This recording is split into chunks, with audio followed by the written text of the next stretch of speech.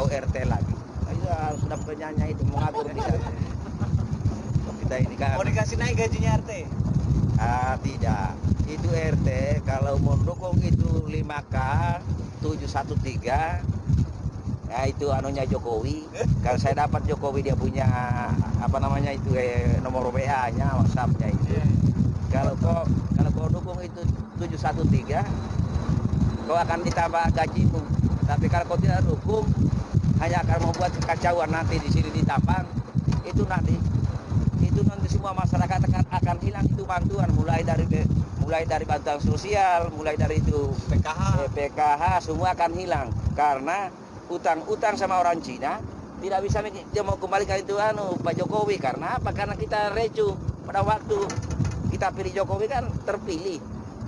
Setelah diarahkan itu orang Cina datang mau bayar utangnya di Indonesia, malah itu tambang dia Orang Cina bukan berutang, orang Cina pintar, dia itu hitung dagangnya begini. Pergi penopelis low like chest.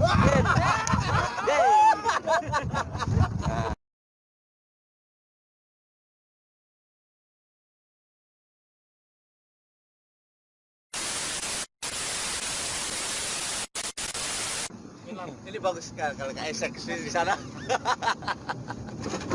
Mau kemana kayaknya? Nah kalau kita pergi di hutan ada ayam hutan, dia dapat ini. Nah kita yang tanam. Kita kumatin pakai ini, kita tembak pakai itu. Baru siapa namanya ayam ini? Ini ayam gogondrolo namanya. Ayam lebona. Ayam gogondrolo namanya. Kapan akikah ini Pak? Nanti aja, belum cukup umur. Ini samanya itu ayam itu anunya siapa itu yang ilibat. Samanya ilibat. Ilibat itu anunya burung-burungnya itu, tapi sekarang sudah mati ilibat ayamnya. Burung-burungnya.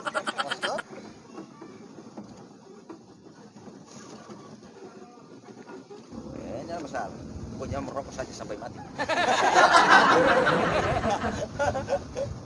Merokok sampai mati. Nah ini ayamku. Saya pasangkan kalung kuningan. Dia kasih hilang 276 juta. Nah sekarang saya pasangkan lagi ini. Saya pasangkan lagi sebentar. Itu uang rekening yang desa. Kalau ini kalung menandakan bahwa saya namaku Sirman S. Ya ingat. Jadi apapun yang terjadi selalu saja dan selalu. Selalu. Isyara ini no. Isyara. Bukan Isyara. Ini Sirman S. Kalau mau dibilang juga Silonrainya ada. Oh iya. Kalau ditanyakan lagi siapa Indoga? Indoga itu adalah ada S-nya itu Silonrainya ada dekat dia tidak mau buah-buah kenyataannya toh. Saya anak-anaknya menyampaikan Togala punya tapi bukan Togala yang saya pakai. Tagala. Nah, sama itu Syukur S. Silonrai itu pasti Tobi punya. Mantap. Kalau papel nih itu kalau untuk saya jam sekarang, kalau untuk saya pelni itu seharusnya jam kau pergi untuk kerja semacam begini, kau tinggal menjaga saja di sana di rumah pel itu. Kau pergi itu Pel. ya pel saja sana meja-meja tempatnya kita mau makan nanti kalau kita datang. Ya. Itu kan pekerjaan orang tua kami juga. Mana kau RT lagi? Ya sudah penyanyi itu mengatur di sana. Kita ini kan. Mau dikasih naik gajinya RT? Tidak. Itu RT kalau mendukung itu 5K 713. Ya itu anunya Jokowi. Kalau saya dapat Jokowi dia punya apa namanya itu nomor WA-nya, WhatsApp-nya itu. Kalau kau dukung itu 713, kau akan ditambah gajimu. Tapi kalau kau tidak dukung, hanya akan membuat kekacauan nanti di sini di Tampang. Itu nanti semua masyarakat akan hilang itu bantuan, mulai mulai dari bantuan sosial, mulai dari itu PKH. PKH, semua akan hilang karena utang-utang sama orang Cina tidak bisa dia mau kembalikan itu Pak Jokowi. Karena apa? Karena kita recu pada waktu kita pilih Jokowi kan terpilih. Setelah diarahkan itu orang Cina datang mau bayar utangnya di Indonesia, malah itu tambang dia Siapa berutang Indonesia atau orang Cina? Orang Cina bukan berutang, orang Cina pintar, dia itu hitung dagangnya begini. Principe nobilis lo riches.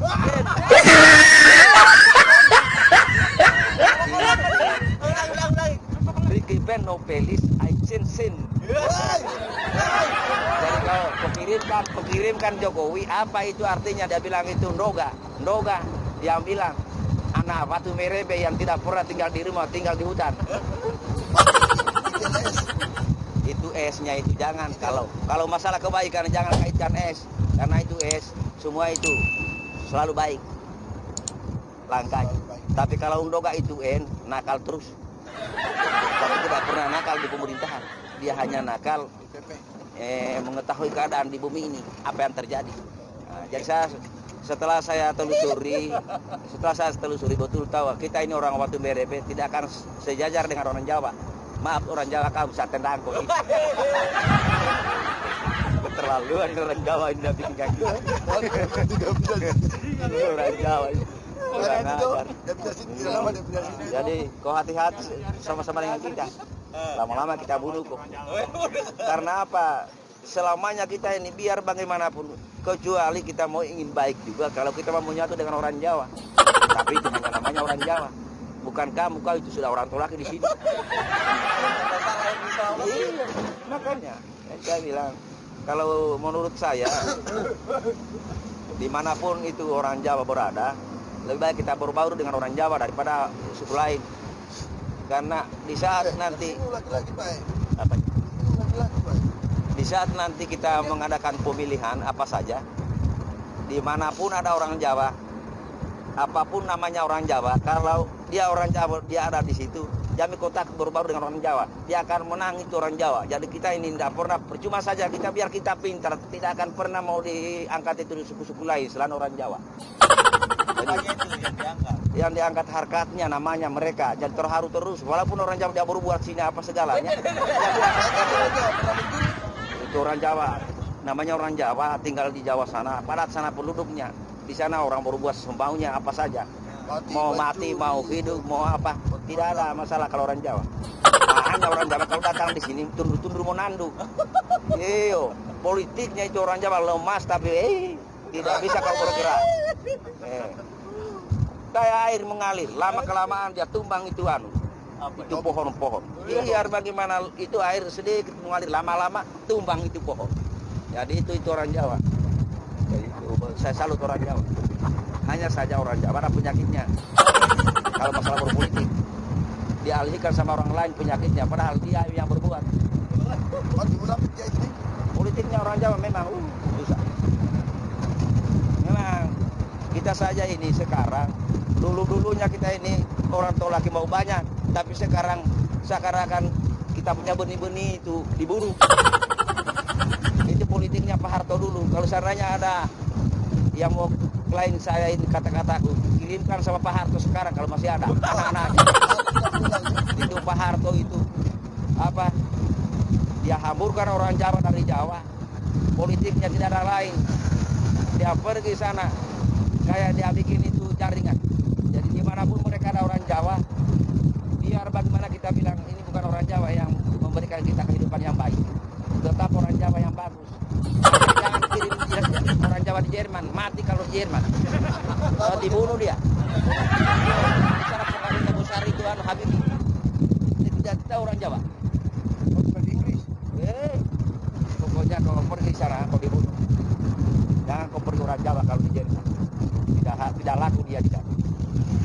Kalau kau mau kirim orang Jawa di Mesir, karena itu orang Indonesia itu sudah 95% itu hampir rata-rata pondok pesantren itu adanya di Mesir itu gurunya. Jadi sekarang itu paling banyak juga yang merusak Islam, yang salah jalan. Karena banyak, ada juga yang mengikuti sapi, ada juga yang tidak mengikut ke situ. Jadi kan ini tempatnya berbeda-beda. Ya, ya. Jadi kalau ada pun kalau untuk saya minta, Tapi sekarang Pak Noga domisilinya di mana?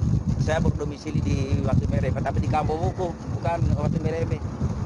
Desanya sekarang Kampung Buku, jadi saya tidak akui sekarang. Saya masih mengendap, tidak mau muncul.